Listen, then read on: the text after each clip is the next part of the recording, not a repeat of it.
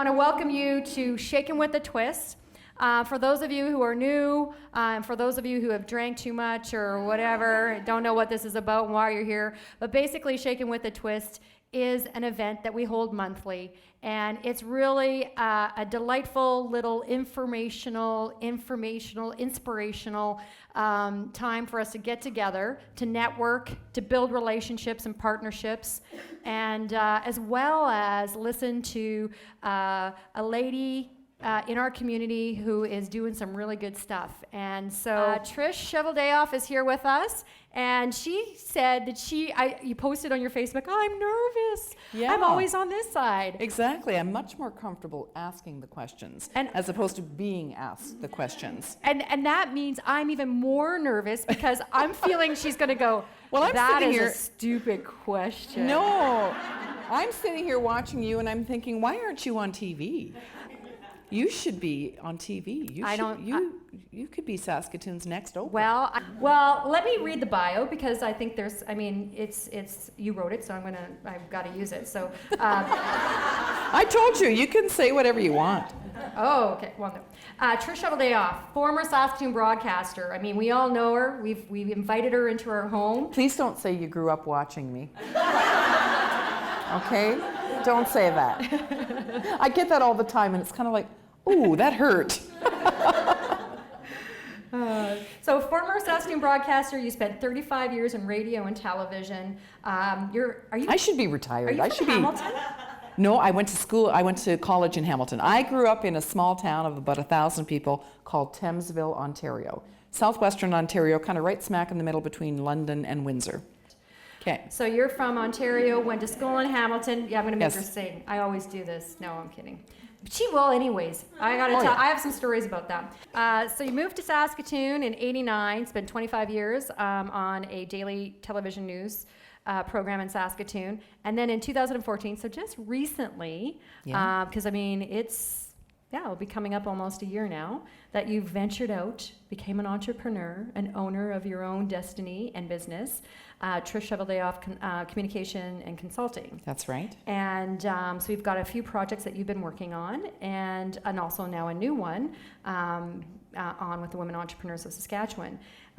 With that being said, you are involved in many charities. I see you at a lot of dinners, not only because you have sort of a busy husband as well, who's sort of high profile, and you have to be at these dinners, but you're also at other things and involved in many things as well. And also, I see you a lot at the pool. That's We're right. pool moms. We are swim moms pool together. Moms. That's right. And you have two lovely kids, Carter and Paige. Carter is now graduating in university. He's first year, at the U of S. He's in commerce. Kind of scary. Can't believe that my boy's in university, because I know in that 6 foot, 185 pound body is my little boy. He's still in there somewhere. Yeah. They will always be your little. Yeah. And Paige is grade 10. Learners or driving. Yeah, she has her learners right now. Yes, that's a whole other story. Scary. Yeah. I survived Carter, so I think I can survive Paige behind the wheel. Yeah. So my first question to you is, where all you've known in your career life has been the radio and television life, right? Mm-hmm. And then you took this transition of completely going, I wouldn't say necessarily, maybe it is necessarily in a different angle, but becoming an entrepreneur, owning your own business after 25 years of getting a steady paycheck, knowing what you're doing when you wake up in the morning, and here you are May 2014 and opening the doors to your own business. Tell me a little bit about that experience and lessons learned, good and bad. Okay, well, first of all, it was my broadcasting career came to an abrupt end, not exactly the way I would have liked to have seen it, come to an end, but that's in the past. But anyway, so there I was after 35 years in broadcasting going, that's it. Like I just walked out the door and went, wow. And I remember phoning my husband. He was en route to, if you can believe it, he was en route to Israel at the time. when it all kind of came down, and I'm like, frantically calling him, and he's in flight on the first leg of his flight. He was flying to Toronto, and so he landed and he got my text and he phoned me, and I said, that's it, I'm done. And he was like, okay, yeah, you're done. So that was it. Pack your bags, you're done. And when he got home, you have to know my husband, and maybe it's being a man, but he likes to fix things, right? How can we fix this, right? So he was like, okay, you need to get your resume together, you need to update your resume, you need to identify 50 companies you want to work for, and you need to start sending out your resume. And I was like, I just finished 35 years of broadcasting. I think I'm going to just maybe take a bit of a break. Oh, yeah, okay. Yeah. Take a break. So I did. So it happened in October of 2013. So I took the winter off.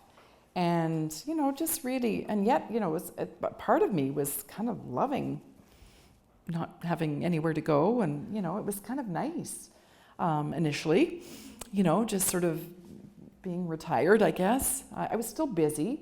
My kids, right, with activities and swim meets and all of that, running them to all their activities. So I was still very busy. But, I started thinking, okay, what do I want to do? What am I qualified to do? All I've ever done is broadcasting, right? What do you do with those skills? I don't know, right? I can put a newscast together like nothing, right? There you go. You can step in any time. Okay, all right. So the more I started thinking about it, and I met a fellow, and we had a good chat, and he was like, I told him the story about Ken telling me to identify 50 companies I wanted to work for, and he said, why don't you work for all of them? And I'm like, what are you talking about? He's like, you should go into business for yourself. And that kind of stuck with me, and I kept kind of thinking about it, and being in control, and so I thought, maybe he's right. But again, what do I do with these skills that I have acquired in my 35 years in broadcasting? So I just sort of started writing things down, right? Sort of, okay, what skills do I have? And I thought, okay, now how do I turn this into a business? So I thought, okay, let's just do it. Let's just jump in. So I went to Women Entrepreneurs and, paid my membership and was hooked up with my business advisor and kind of started from there. And they sort of guided me through all the things that you have to do when you set up a business, right? A home-based business. And that's how I initially started. I just work from home. And so that's where I started. And I was kind of, you talk about, what I've learned or whatever, like it was probably the biggest thing was a lot of what I do in my business now, I did for free before, right? I emceed lots of events. And now how do I start charging for it? And will people see value in paying me to do what I used to do for free? When I was at the television station, we did a lot of those kinds of things, and it was just sort of expected of us. We didn't get paid for it, but it was just kind of went along with the territory, being out in the community and being at events and emceeing and all of that. And so that was probably a big challenge for me, was to, first of all, how much do I charge? Second of all, asking to be paid. And I still get lots of requests to MC events, and I still have a bit of a hard time sort of saying, well, this is one of the services that I offer, and you have to pay me now. Yeah. And the other thing which was really tough was, how much do I charge? And initially, again, I was like, well, I'm just starting out.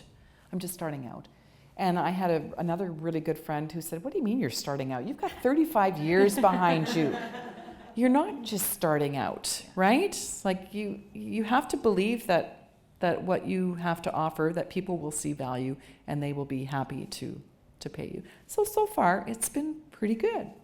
Yeah. Good gig. It's been pretty good. So tell me about what is a lesson that you learned in regards to sort of I shouldn't have done that, or I shouldn't have started out that way? Well, the one thing, I guess, when I was at the television station, I went part-time after I had my second child, but I worked every day, but I worked half days. So I went in, and I was off the air at 1 o'clock, and I left at 1:30, 2 o'clock kind of thing. So I worked half days. So I thought, when I went into business for myself, I thought, well, I'll just work those same hours. I'll just work, that 9:30 to 1:30, 2 o'clock or whatever. Well, when you have clients, no, they dictate to you when you're going to work. So I am all over the place. I'm, and sometimes I'm working late at night. Sometimes I do better late at night, So I'm kind of all over the place. Yeah. So that's I really did think, I'll just work those nice few hours when, my kids are out the door, and then I'll, when they come home in the afternoon, I'll be free to, it's a little different. So that was something that I learned. So you mentioned women entrepreneurs. That's where you started, right? You went there, got some Yeah. advice. So now it's full circle. Now you're Well, working. it's kind of funny. Yeah. Yeah. I got to know Prabha. I emceed. Prabha paid me to MC. Their conference, their annual business conference in AGM back in May. Thank you, Prabha. And my son's now in university. I can thank you. She didn't pay me that much, but anyway. Where was I now? Talking about women entrepreneurs. And now you're full circle. Well, so yeah. Tell me a little bit about what your role and. Well, it was funny because I got to know Prabha, and she reached out to me just a few months back and wanted to get together for coffee, and I'm sure, okay. And then shortly after that, I kind of stumbled across something on, I don't know, was it a computer or whatever, anyway, that they were looking for a communications person. So I said to her, hey, we're meeting for coffee. I see you're looking for a communications person. Maybe we can chat about that. Anyway, one thing led to another, and yes, now I am the communications and marketing manager for women entrepreneurs, in addition to having my own business. So Prabha has allowed me the flexibility to sort of set my own we've agreed to a certain amount of hours per week, but I sort of decide when I'm in the office and what those hours look like, and so it's given me that flexibility that I need. Mm-hmm. So yeah, it's been so far so good. Great. I don't know what she's going to say about that, but for me it's working. What do you do? How do you cope? What are the mechanisms in regards to when you're about to pull your hair out? How do you balance all that? What do you do when you're having that busy, stressful day? You know what? Over the years, with Ken and I, and both of our crazy schedules and whatever, we have no family here. My family's all from Ontario, and Ken grew up in Blaine Lake, which is about an hour north of here. But I always had support. I had a gal, and she's still with me. I love her dearly. I won't let her go. She's in her 70s now, and she used to babysit my kids when they were little, and now she helps me with, if I need her to drive the kids, and that's what they need now. They don't need a caregiver, but they do need wheels, someone to get them to where they need to go. So I was very fortunate in that I had Eileen, and she's still with me, and she's now she's like family, and so very, very thankful for that. And I think you do, it doesn't matter what you do. I think you have to surround yourself with a good support system. And we've always been pretty fortunate in finding really good people over the years, be it a housekeeper, someone to clean my house, clean the toilets, right? Like I've been pretty fortunate in that we've been able to bring those people in and help, because I don't know how I would have done it all those years with Ken being gone as much as he is. And I don't really enjoy cooking. It's not, I cook because my family has to eat. But I've discovered like dinner rush, that kind of thing, right? I go and make my meals, and then I've got them in the freezer, and If you could go back and give your younger self some advice right now, starting out, what advice would you give yourself? Knowing what you know now. Believe in yourself. That's a big one. Yeah. I look at my own daughter, you know, she's 15, and man, that kid exudes confidence. I don't think I was that confident at that age. I faked it a lot over the years, you know, but inside I was probably, you know, dying. But I would say believe in yourself and believe that you can do anything you set your mind to. And it doesn't matter, I mean, man, you know, here I am, I'm 56, and to start a new chapter in your life at my age, and not that I think I'm old, but it's scary, and to sort of believe, well, I can do that, you know, and just, yeah, I don't know. I fake it till you make it, right? And I've learned that, you know, sometimes I say, oh, I can do that. Yeah, sure. You want me to do that? Yeah, I can do that. And then I go home and Google it. You know, thank God for Google, right? I have no idea what I'm talking about, but I'll go find out about it, right? And or ask people, right? I mean, I know enough people that to just go and ask someone, right? I talked about the charities that you're involved in. I know that I see you at a lot of events, and just recently at the Garth Brooks event, but you were working it hard. I was working, well, I my dear friend, Bryn Boback Lane, who's head of the Children's Hospital Foundation, you know, those were $5,000 tickets. Yes. Right? And so for Ken and I to go, that was like $10,000, right? And we're like, okay, how do I explain that to Carter? Honey, you can't go to university because I have to go see Garth Brooks. So we were volunteers. We volunteered. My husband was on security, which was big guy, right? He was on security. And we laughed about that because there were real security people there. So he's like, okay, well, if there's real security people there, what's my job? Well, you just kind of keep your eyes and your ears, and if you see trouble, then go get the real security people. Yeah, he was at my table. He was at my table a lot. I don't know why. Was there trouble? Yeah. There must have been trouble. And I had the joy and the thrill of my job at the Garth Brooks event was to go around. I had to model a $20,000 Hilberg & Burke necklace. So tough job. I had to work the crowd, just, you know. Oh yeah, she was trying to sell it. Yep. Now, but the necklace is kind of neat too, because right now Queen Elizabeth was just the now named or whatever the longest serving monarch. That's yeah. right. Yes. And so it was actually a necklace that was made for her from Hilberg & Burke. Yes, Rachel Milkey, right, had designed this brooch a few years ago for the Queen, and the Queen has been spotted like several times wearing. It's one of her favorite brooches that she wears. So for this event with Garth Brooks for the Children's Hospital Foundation, she did a replica of it, but in a necklace form. It was lovely. Had like, I don't know, like over a carat in diamonds, and of course some other precious gems. It was beautiful. So Ken was your security.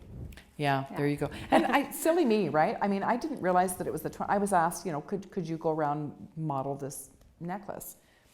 Sure. They didn't tell me the value of this necklace. So I asked, you know, well, what's the attire for this event? It's country chic. I'm like, okay, what's country chic? So literally, the day before the event, I'm at Women Entrepreneurs, and on my lunch hour, I run over to the nearest store, which was a Reitman's, and I bought this skirt and these boots and this top, and it was, you know, buy one get one 50% off. Anyway, I think the whole outfit was maybe $50. And I'm wearing this Reitman's outfit with this $20,000 necklace. Anyway, and I went around telling people that I was wearing a $50 outfit. Anyway, somebody said I should have taken a picture and sent it to Reitman's and said, look, I'm modeling your outfit with a $20,000 necklace. But the necklace went for like $23,000 or something. That's how generous there's some people with deep pockets in this city. Anyway. So that's one of the charities that you're very involved in, but also part of, I guess, a soft part of your heart, or something that you've said to me, was also the care of the elderly, and you're very much involved with the Jubilee Residences Foundation. Well, Jubilee Residences is one of my clients, and I'm not sure if you're aware of Jubilee Residences, but they operate 2 long-term care homes in Saskatoon, Porteous Lodge and Stensrud Lodge. And they are funded through the Saskatoon Health Region, but the funding they receive is to cover, you know, the basic care of the residents. And the Jubilee Residences Foundation, its mandate is to raise funds to add to the quality of life for these residents. And so I've had lots of opportunity to be in Porteous Lodge and to be in Stensrud Lodge, and certainly have gotten to know a number of the residents that live there. It's their home. And sometimes I think we forget that it's their home. And yet some of these facilities, they're so old, it doesn't look like home, you know? And so the foundation, you know, is, and it's a tough sell. It's kind of interesting because, you know, we talk about, you know, the Children's Hospital Foundation. No one wants to see a sick child, right? And we all see, you know, that there's a need in our city, you know, to have a designated children's hospital. But I think sometimes we forget about the older adult, and the reality is we're all going to be there one day, right? And we would all love to, you know, live a long and healthy life, but the reality is the longer we live, and we are living longer, you know, we are living longer, but the longer we live, the reality is at some point we're going to require some level of care. So I do think we need to start thinking more about the seniors out there, and who has been an inspiration to you, whether it be personally, professionally? Now you're gonna make me cry. Oh. I would say my mom. My mom's been gone now for 6 years, and she was salt of the earth. My mom, she was not a fancy woman by any means. She had very little education. Both my parents came from Holland. They married in Holland, and then they came to Canada 1950 after the war. They came here with really nothing. And they worked hard. Both my parents were very hard-working people. And my mom she was one of these people. Her life, you know, things didn't always, she had a tough life. My parents divorced. They split, for good when I was about 13, 14. But despite all of that, she was a happy woman. You know, she just always had a smile on her face, always had lots of friends. She worked hard, never felt sorry for herself, and certainly sacrificed a lot. I mean, I'm the youngest of 5 kids, and education was very important to both my parents, that we all, you know, got an education and worked hard, and work ethic. And I mean, I have memories of my mother. We lived on a farm, and my mom, immaculate housekeeper, amazing cook, loved to bake, and yet she would be out there in the field, on the tractor, in the barn, cleaning the barn. Like, she did it all, and was a superwoman, really, and never complained. I don't know, so I would say my mom, for sure, yeah. Amazing gal. I wish you'd all gotten to know her. And funny. Oh man, she was funny. Yeah. Well, Trish, I can see a lot of your mom in you. Well, thank you. You're a strong woman, funny woman. And you said you weren't a real cook, but... No. And I blame my older sisters for that, because if my mom didn't do the cooking, I had older sisters that had to do the cooking. Well, you're the youngest. They had to take care of the baby. Right? And so but yet I never really took any sort of desire to, Yeah. And now I'm such a recipe follower. Like, oh man, I'm like to a T. I write, if it says, a cup, oh man, I'm like measuring right.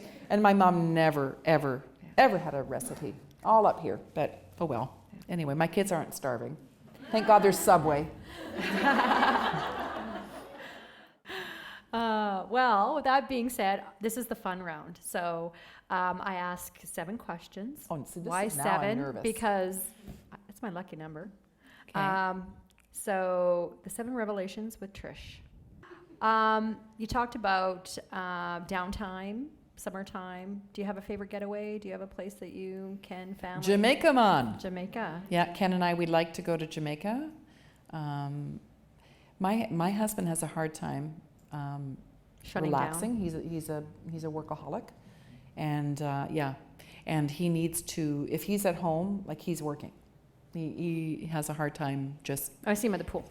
Yeah, right? Even if he's watching a hockey game or something on TV, he's working. He's sitting on the floor in our family room, and he's working while he's watching or whatever. So, yeah, when he goes to Jamaica, you wouldn't recognize him.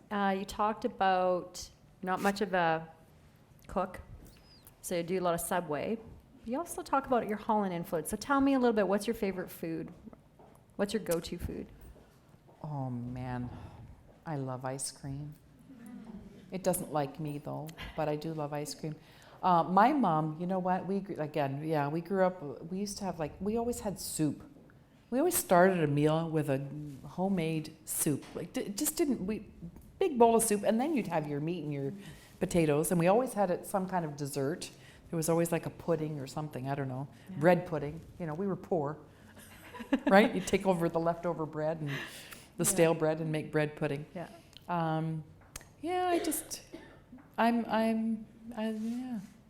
Ice cream.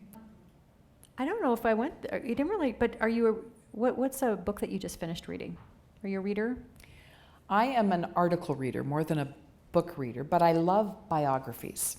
And the only time I really read is if I am on vacation. Yeah. I'll buy a couple of books. I love biographies. I don't know. I guess it's just I love, You're learning nosy. about. You want to find out. I want to find out the dirt. I want the dirt on everybody, right? I love biographies. Now, the next question is hidden talent, and I'm not going to say because singing isn't hidden because we know you're a great singer. So what's another hidden talent that you have that we don't know about? I do an amazing bird call. Is that a talent? Let's hear it. We'll see if it's amazing. I don't know how amazing it is. Last summer, I was at a Sask party retreat, and I'm on a canoe with Tammy Wall, Brad Wall's wife. And anyway, we're out in the canoe in the middle of this lake. It was absolutely just pristine. It was a beautiful sunny day, and the sun was shining, and we're out, all these MLA wives, and we're out canoeing. And anyway, and I do this bird call, and I think she just about fell off the boat and just about drowned. But anyway, it's not, I don't even know what, it's like kind of a sick bird, really. Were birds coming after that, or then did it work? Yeah, no. I think they all went. I scared them away. I don't know. Anyway, it's kind of a. I don't know. I don't really have. I won a wolf howling contest once at the forestry farm. Steve Shannon and I. Yeah. Steve, this is years ago. They had all the media people there, and I won the wolf howl. Who knew that I could howl like a wolf? It's like a wolf whisper and a bird whisper. You kind of have. With nature. I think it's just that when you, that breathing, right, as a singer, right? Anyway, so I could hang on the longest with my wolf howl. I don't know if I have any other talents. I was in Swinging with the Stars. Right. But in my mind, I thought I was a dancer. Not really. You were great though, Sarah. She was amazing. Got some moves. She was absolutely amazing. What possessed me to do a medley of songs from Dirty Dancing? Oh, it was good though. It was good. You did it justice. It was good. What would make me think that I had anything in common with Baby? Thank you very much, Trish. This has been a pleasure. See, I have a really hard time. And I didn't even have to pay her. No, didn't have to pay me.